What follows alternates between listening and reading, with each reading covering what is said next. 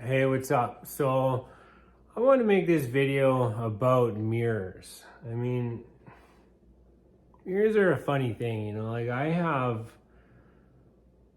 at least in my last place, I had a lot of mirrors. I mean, I have mirrors for practicing yoga in front of big, huge mirrors. I mean, there's mirrors in the bathroom, there's a mirror in the living room, there's a mirror when you walk in the front door.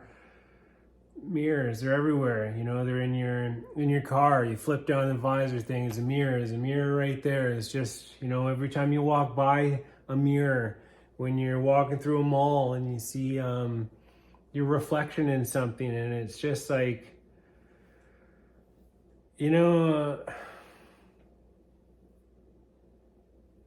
I just, these days, I just don't like looking in a mirror and using what I see as, like, I don't know if the word is like a justification for the way that I feel about myself. It's like I judge myself by the way that I look. Whereas, like, if I don't look in a mirror, I eat a healthy diet. Like, I don't ever have any issues with my complexion. There's not, I shower every day. I don't have boogers hanging out of my nose. There's no reason to just constantly look in the mirror and judge myself based on what the skin looks like around my eyes, or just like if my hair is perfect, or it's just such a funny thing to have this object that you look in and you receive this reflection of who you are, and it's just like, and it has an impact on how you feel about yourself. I honestly have just no time for that anymore. I don't I do not require what do you call it, external sources of validation, or just like anything, to be contributing. I don't require anything outside of myself to be a contributing factor in how I feel about myself. And I noticed something when I was in Puerto Escondido a few years ago, and I remember, I don't know where it came from, but it was along similar lines. And I just got tired of the whole thing where, like, you can look at yourself and be like, oh, am I looking older? How's my skin looking? Or this and that. I mean, am I tanned? Am I not tanned? Do I look tired? And, like, I just decided, I was just like, you know what? I just accept myself for who I am, just completely. And I stopped looking in mirrors. I stopped using those things. Do I need a mirror to do my hair? Yeah, I do. To stick these little clips in. Maybe I could do it. I mean, I can put a do-rag on without a mirror. I can do everything without a mirror. I don't need a mirror to palm roll my dreads anymore, although it helps. But the point is just like, I just decided that enough is enough, and that I will just love myself for who I am, regardless of anything. I would rather be the embodiment of the image that I have of myself in my own mind, as, it's just like, I'm doing pretty good. And I don't need any validation to feel beautiful. It's like, I'm beautiful. I'm whatever I need to be. I don't need to, to be anything else, to have some kind of an image. Like, it's a funny thing getting these dreads and stuff like that. I remember, because part of getting the dreads was like, well, I wanted to have longer hair without my hair being long and it being a mess. And then I feel like, because I have a femininity to me, I don't want to look like a girl. Like, that was honestly what I would say and how I felt. And so And when I had longer hair and stuff like that, it just didn't resonate with me. It was funny because that's just like in this society that I was brought up in, that it's, there's kind of that way of looking at it, and say like the friends that I was around, and just like the time that I grew up and stuff like that. And whereas like it's not like that in, say, other countries where a person isn't, whether your hair is short or long, I mean, it doesn't matter at all. I mean, it's just hair. And yeah, it was just funny, like reflecting on things that you thought needed to be a certain way for you to have a certain image so that you could be maybe attractive to the opposite sex, or even just feel comfortable in your own skin. And so, yeah, and when I was down there in Mexico, in Puerto, I just said, yeah, I'm good enough. End of story. And the people that were around me, they asked me what I was doing differently. And I said, what do you mean? They're like, oh, well, you're glowing. And I was like, well,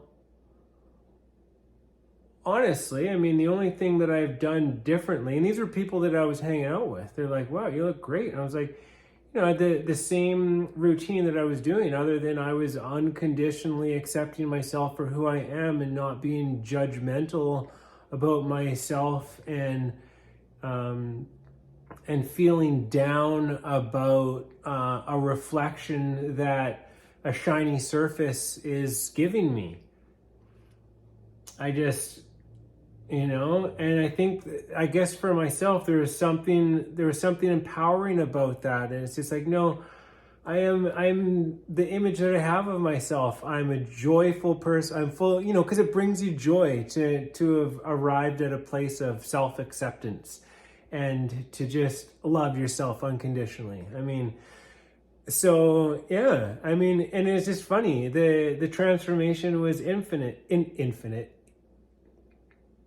immediate, maybe. But it happened very, and people noticed. And that, did I go on another journey since then? Did that continue forever? No, because I did start looking in mirrors again. But it was an interesting experience. And I'm just funny that now, after a year of living in a car, I don't spend a whole lot of time looking in the mirror. That becomes super irrelevant. I mean, it's just like you get over certain things when you're living in your vehicle. And certainly one of them for myself was about how I appear to other people. Like, you have to just essentially accept where you're at and what you're doing. And you can't worry, like, some people would be like, you're homeless. Be like, this is terrible. It's like, it's none of your business what I'm doing. You don't know me, and you don't know my story and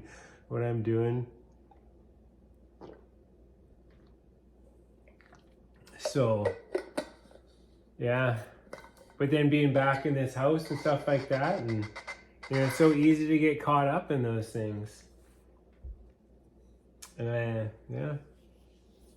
I choose not to. There's two other things about mirrors as well so this is from Bashar, if you know who he is. One of them is just that what you see in a mirror isn't you. It's not possible. It is essentially, you're looking into another dimension. You're looking at something that is almost you, but it's not you. Just because of the way because of physics, essentially, it's not possible for there to be a one-to-one reflection like that. And so that's an interesting thing. I can't go deeper into it because it's been a while since I heard the teaching, right? And another thing is super interesting. So it's kind of creepy too. But so there is a technique that people can use to help them wrap their minds around this idea of multidimensionality. And what you do, apparently, I've never done it, but it's very simple. You take, I would say, 7 or 12 or 13 mirrors, maybe 11, and you put them around you. right? As big mirrors as you could, I would assume, because it makes them easier to see rather than like a tiny little thing where you're like looking through a, right? So you put them around you in a circle. Then you sit there in the middle circle and you'll look at one of them, you look at another one, you look at another one, you look. You spend enough time doing this and you'll catch one of them that isn't looking at you, right? Like, yeah, you'll look and then it'll be looking, or it'll be looking in a different way. So, you know, it's a lot to wrap your mind around this stuff of multidimensionality. But that's why I suppose teachers, you know, advanced teachers are able to give students techniques where they can see for themselves. So you don't have to just believe, you don't have to buy into anything. It's not about having faith. You can conduct an experiment which allows you to witness for yourself, firsthand personal experience, something to do with the nature of reality. So, yeah.